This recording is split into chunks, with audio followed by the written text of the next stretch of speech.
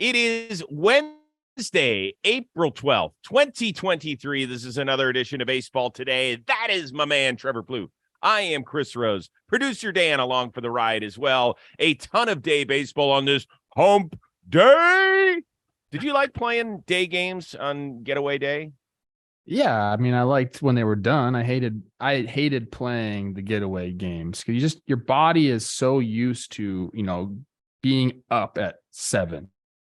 You have that jolt at 7. And then all of a sudden you got to kind of find a way to get that. Usually it's a lot of caffeine in the morning for these baseball players. But when they're over, you hop on the bird, you get to the city, you're able to have a dinner wherever you're going. And that's the nice part about it.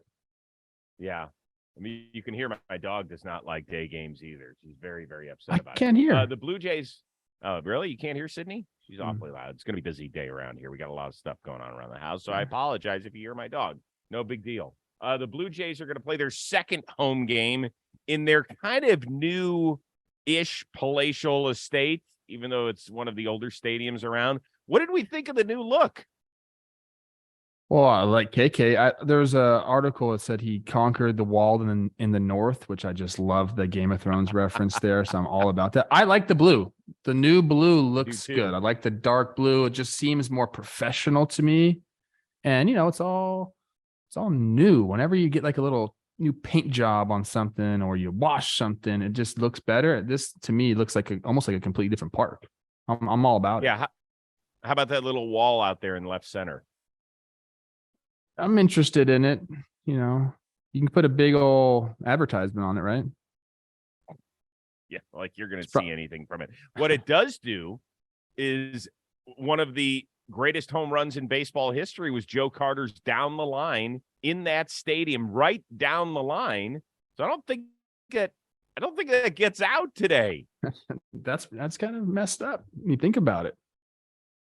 Just something to do they have like a little image of a ball where it would have went? Maybe they should do that. I'm sure they should. I might be wrong on that, but that's the first thing that came to my mind when I saw the wall. I do want to get up there. It's one of the 3 stadiums I've yet to visit. You would love it. Hopeful. Oh, the fans are so fun there too, dude. I know. And let's when go. Good, I'm in. I would love to go. Dude, they open the roof up and they have the fucking needle right there. And I mean, I did not like that at all, but it gave me like a little bit of like an adrenaline rush every time I looked up at it because I got scared and my body released whatever it releases, the chemical. And I'd use that when I played. Your endorphins? Little secret. Okay.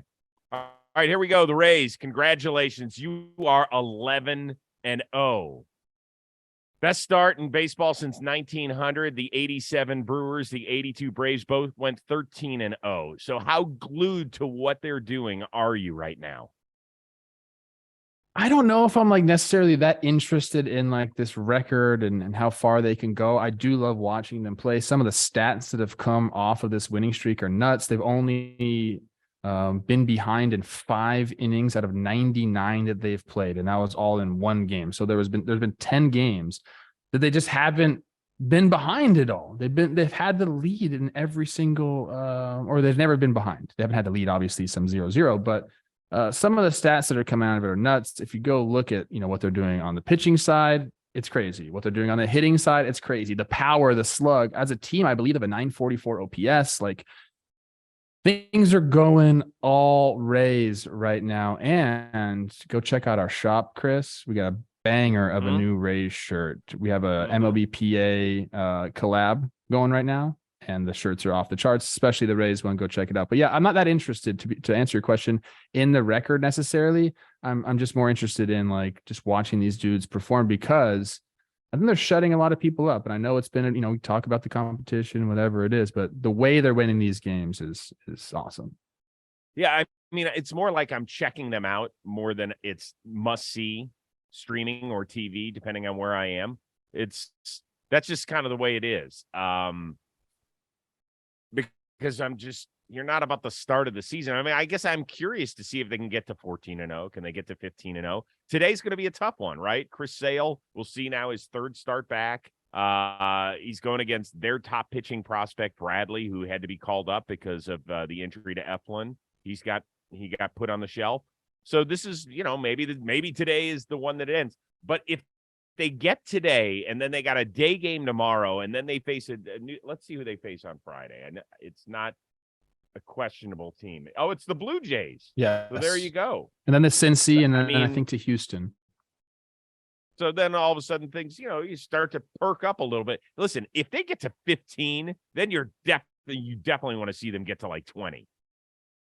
Dude, these guys in 11 games, Lau and Franco have 4 homers apiece. Diaz, Harold Ramirez, Luke Raley, and Isaac Paredes have 3 homers apiece. This is in 11 games, people. They are slugging the ball.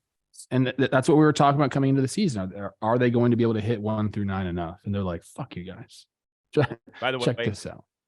Yandy Diaz's backflip yesterday was incredible. It's like butter. Did you see Bays, though, on the walk-off? Oh, yeah. Yeah. Wow. That was cool. I like that. Yeah, man. I like that. Walk-off, you can do whatever you want, dude. Freaking. Oh, absolutely. Yeah. Go fire it into the air 1,000 feet if you want. Tip of the cap today to Luis Arraez, whose Marlins hat I am wearing, and Ryan Mountcastle. Arraez with the first cycle in the history of the Miami Marlins, who have been around more than 3 decades. What? So now every team has completed a cycle. Yeah. That's nuts. Yeah. In their 4,700th game last night. He on the finally dot? got the cycle Like for him. that? Yep. Yeah, that's pretty cool.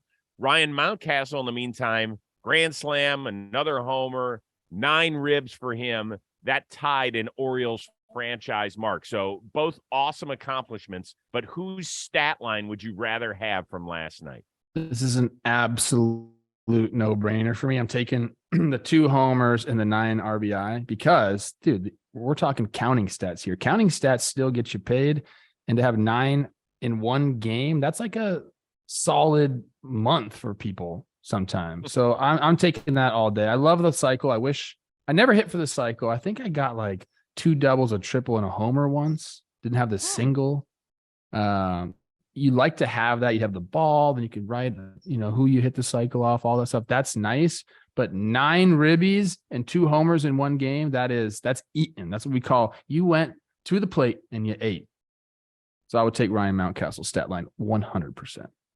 Yeah, the 9 ribs is something special. 2 pretty good guys that he tied. Eddie Murray, Jim Gentile, not bad. And it's only the 42nd time in baseball history where somebody has had a 9 RBI game. Like I remember hard-hitting Mark Whitten is one of the 2 guys that had 12 in a game. And that's when I think he had his 4-homer game against Cincinnati. And my old buddy Rob Dibble was the last guy to serve it up to him. He gave him the last one. And Dibble tells a great story. He's like, listen, I just, Dibble threw absolute gas back in the day. He was 100, 101, had the huge leg kick and just didn't give a fuck about anything. It was just such an asshole on the mound. I was like, Dibs, why were you such a jerk on the mound? You were so nice away from me. He's like, I didn't know any other way. I was an asshole. And so he said, when Whitten had 3, some guys will dance around you a little bit. He's like, fuck it. If that guy was going to hit it 500 feet, I didn't care. I was going to throw it right down the middle and see if he could hit it. And sure enough, if you watch Whitten, last home run, Dibble throws it, he hammers it, Dibble grabs his dick and turns around. He's like, shit, he got me. Oh my gosh. Yeah, it's really good. So that's why I go with Mountcastle. But I do want to say this about Luis Arraez. He is the baddest hitter on the planet right now. Have you seen his numbers this year? He is hitting .537 in 12 games. That is the highest batting average for any player through the first dozen games of a season since the legendary Frank Catalanato 23 years ago. That's the one thing about Arraez and why you'd want to be him is like you're showing up to the park knowing you're going to get a knock, essentially. There's no better feeling than that. Like if you know you're just going to get you're going to walk, you're going to get a base hit. Although he doesn't walk too much, does he? No. You're going to get a base hit. That's an amazing feeling. I used to say that to Miguel Cabrera, get on first base. Sorry about that subtle flex. I was on first base in the big leagues, people. No big deal. I'd be like, man, it's got to be awesome being you, knowing that like you're gonna hit 300 every year, which means you're basically gonna get a hit all the time. Like I could do that for like a couple of weeks, and you just feel like you just said, like the baddest man on the planet, dude. Like, but it wouldn't last like that. But you're a guy like Miguel Cabrera or like Luis Arraez, and you're going to hit 300. Like that lasts all season long. I would love to know what that feels like to walk just knowing you're just going to get hits constantly. You'd be the happiest person ever, dude. Like that's what made me happy when I played in the big leagues was like being productive and like getting on base and getting hits. And I was peaks and valleys because that's how most people are. But if you're one of these dudes, gosh, so much fun. I think it's going to be really interesting to see how they value him when he becomes a free agent now with the rules changes, the limited shift, all that sort of stuff. Because if a guy is going to get, I mean, he's not a pop guy. I know he got double, triple homer last night, but that's not his thing. So I'll be really interested to see when he becomes, I mean, he's already eligible for an extension, whenever he wants. Marlins aren't going to give him one. But when he becomes available, how are people going to see that? Because he is a pain. I imagine if you talk to pitchers, he must be a pain in the ass to face. Sure, he's gonna be a free agent at 29, I think, maybe 30. Get broken off. I bet you Miami makes a run at him right now. We'll see. God knows they need hitting. He's got 22 hits in 12 games. That's awesome. I didn't know all those stats. I didn't know that at all. Like that he was hitting 537. That's crazy. We're here to inform and entertain, okay? That's what we're all about. That's right. So why don't we start entertaining people? And I would like to inform you about SeatGeek because they are the sponsor of today's show. If you don't know what SeatGeek is, go to your phone right now and download the SeatGeek app. It is a ticketing app that makes buying tickets oh so simple. More than 28 million downloads. That makes SeatGeek number one in the ticketing app department. There are more than 70,000 events every single day on SeatGeek. You can't go to all of them. I know you got to work. You have some other commitments, but when you want to go, wouldn't you want the best deal possible? That's what SeatGeek is all about. So whether you're going to a sporting event, a concert, a festival, let them do the shopping for you and all the heavy lifting. Because what they do is they tell you when you got a great deal. Green dot is good. Red dot, don't do it. Green dot's good. Red dot, no. SeatGeek color codes it for you. And every ticket is backed by their buyer guarantee. And SeatGeek is the only site that lets you return your tickets ahead of the event with swaps. This is great. Something comes up in your life, no big deal. Just swap it out. Another event. Cool. So we got the great hookup. Download the SeatGeek app on your phone. Use the code today. You're going to get $20 off your first purchase. That is $20 off your first purchase. The promo code today. So do it today by clicking the link in the description, downloading the app, save some dollars, go get great seats. I'll see you at the concert. I'll see you at the festival. I'll see you at the sporting event because I use SeatGeek as well. We continue on here on baseball today. Padres have had a really fun road trip. 2 tough places to play in. Atlanta took 3 of 4. Last night they got one at City. Josh Hader came on, took care of the rookie. But before the game, it was simulcast on TBS. Juan Soto went on the pregame show with the dudes. I believe it was Jimmy Rollins that asked him about whether or not they're worried about the Dodgers, who have basically owned the NL West the last decade. We don't worry about them. They should be worrying about us. I mean, we showed up last year. I mean, we showed them what we have in the playoff, and we just came up, played good baseball, and beat them. We add more players. We have more depth in our lineup. Our bullpen is great. I would say we have one of the best bullpens in the league, and I think they should be worrying about us. We're not worrying about anybody. First of all, do you dig his response? And secondly, is he right? I mean, I do dig his response. What else is he supposed to say? Like, oh, we're scared of the Dodgers. They went 14-5 against us last year for a 737 winning percentage. Like, we're scared of them. Like, you don't want him to. No, but hold on. He could have said, hey, listen, I respect the hell out of what the Dodgers have done in the last decade. Like, look at what they've done. They've basically been the most consistent team in baseball. And so I tip my cap to him. I think we're a good team, too. He could have said that. He could have said that, but he is like an alpha, one of the best baseball players in the world with all the confidence that you'd ever need. And that he's never going to respond like that, dude. Like, that's just how baseball players, answer questions essentially. I like that has that confidence. I think to some degree he's right. Like they've made a bunch of moves. They have brought a lot of people in. Their depth is better. They did beat him the last time that they played in the playoffs. So like, yeah, I mentioned Dodgers won 14 out of 19 against them last year, but when it counted, the Padres got him. I'll say this, Dodgers think the exact same way. They don't think about any other team. They're not worried about any other team. You know what they're worried about? Themselves. The Dodgers think the only team that can beat them is themselves, whether that's health-wise or whether that's just, playing fundamentally sound baseball. That's all they care about. They're not worried about anything except hoisting the trophy at the end of the year. And they know that if they stay healthy and they play the game the way they can, that's like a very, very realistic possibility. So that's all they think about. So even though Juan says that the Padres aren't thinking about anybody, I think it's the same for the Dodgers, man. These are two really good teams that think they can beat anyone on any given day. I love it, in part because I think there's finally a rivalry. For the longest time, I've lived out here for almost 25 years, and so I listen to a lot of sports talk radio. They never talk about the Padres here. They have never talked about them until last season when the Padres beat the Dodgers in the playoffs. And then they started looking at all the moves that the Padres were making in the offseason and the lack of moves that the Dodgers made. And for the first time, it was on the Dodgers fans' radar that, hey, that team that's 140 miles south of us, they're all right. Like, they're pretty good. Like, they have 3 of the top 10 baseball players on the planet in their lineup every day. Like, maybe they're the favorites.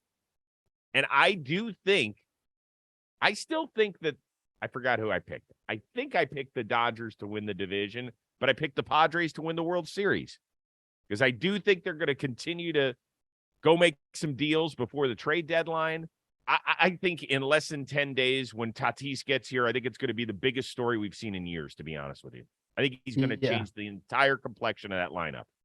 I think you're right. When we see all of those guys together, because there was the WBC, Tatis has obviously been serving suspended. We saw all these guys together in a Major League Baseball game, and they're clicking. Like if we just see like an offensive outburst, like a 15-run game from these guys, we're going to holy shit, like these dudes are for real. But again, the Dodgers feel the exact same way the Padres do. And a lot of these good teams feel that way. Yes, they do. I get all that. But break down in 1 minute what he said. He said they should be worried about us. Do you think the Dodgers should be worried about them? No, because I think they can match their talent. Maybe not like super high-end talent. Although, I mean, you look at the Dodgers, they have really, really good baseball players on that team, but they're getting some contributions from guys at the bottom of their lineup. So their depth, like we were saying, it's going to get tested. It's been passing the test. Vargas and Outman have looked great. Like they're looking good. And again, like when you've had that much success and the confidence that they have in that clubhouse, like that's just how you think. I don't think they're worried about them at all. Like you're as worried as you are against any team in a playoff scenario. Like you understand like this team could beat you and you have to, play your game and play well or else they will beat you. But you're not like, oh no, the big bad Padres are coming to town. No. Nobody's saying that. No. Yeah. I'd be worried though if I were a Dodger fan, not player, Dodger fan. That's all. Mildly concerned, which you haven't been seemingly for decades. We had 3 aces on the mound last night. Each of them pitched 7 innings. Each of them very impressive. You have 1 game to win in the playoffs. I'd love to know who you'd start, but I want to know who's going to have the better year, the best year between these 3. Garrett Cole, Shohei Ohtani, Jacob deGrom. And with Ohtani, I'm just talking about on the mound. This is a tough one. So those are 2 different questions and 2 different answers for me, at least. Yeah, I think okay. throughout So the start with the better year. Start with the better year first. For a full year, I'm going Garrett Cole because I think he's just so consistent. Like he's going to give you 33 starts. He's going to have right at a bottom 3 ERA, could break into the 2s. Like, he kind of just does everything you want, and you can rely on him. People, I don't know if you asked me this or if Jake asked me this. He's like, if Garrett Cole doesn't win a championship, is his contract? You asked that, right? And we talked about it. Like, he's been everything you want in an ace. Like, he's been a stopper. He's had some moments with the press, but he still will get up and talk when he needs to talk. And I just think if you look at the stats, like DeGrom, when he's right, probably the best pitcher in baseball. Shohei, you know what you're going to get with him, although I feel like Cole is probably just more consistent. So I'm picking Cole for that answer. 1 game playoff, Jacob DeGrom, if he's healthy. Yeah. There's just nobody else you'd want on the mound. In the world? I don't think so. I mean, when he's healthy and it's a 1 game situation, I mean, it's like, honestly, is it him or in McClanahan right now? Really? Dude, have you seen this guy throw lately? Yeah. Absolutely filthy, neutralizing lefties. Righties aren't going to hit off him either. Like, it's one thing, like the reason I wouldn't pick Cole in the 1 game, although he's obviously a very fine choice, but I feel like he's a little homer happy. Like, guys can touch him up. He seemingly gives up like a home run every time he pitches. I don't feel that way with DeGrom, and I don't feel that way with McClanahan. Yeah. Well, Cole did a great job saving the Yankees season last year in Game 4 of the ALDS against Cleveland. On the road, raucous place, gave up the big homer to Naylor, didn't bother him, pitched great the rest of the way. That showed me something. I thought that was nice. I agree with you on Garrett Cole, just because he is healthy. He is consistent. Shohei, as great as he's been, and he only gave up 1 hit last night. Now, some people say, well, that was only to the Nationals. Coming into the game, did you know the Nationals had the most hits of any team in the National League? I did not know that. They've had a few big games, right? Yeah. And so he held them to 1 hit, but he was walking the world. He does kind of lose it sometimes. And I don't feel like those other 2 guys do. I mean, DeGrom last night, 9 strikeouts, no walks whatsoever. And then Garrett Cole didn't get a lot of strikeouts last night against Cleveland, but, he got touched up. Did we lose you on the Zoom? Is that me? No, I think that's me. That's me. I think I'm back now. Yeah. Okay. Garrett Cole and McClanahan, I did my research. They both average 1 homer per 9. Jacob DeGrom 0.8. So I guess I was wrong about that. Just seems to me, although lately Cole's been a little bit above that. In my mind, Dan, don't you have that? Dan, you're our Yankee expert. Don't you feel like Cole can be like give up a homer from time to time, but he kind of doesn't also? Like, I just read the stats, but there's a lot of good pitchers Curt Schilling used to give up a ton of homers too, but he said, hey, listen, if they're solo homers, I don't give a shit.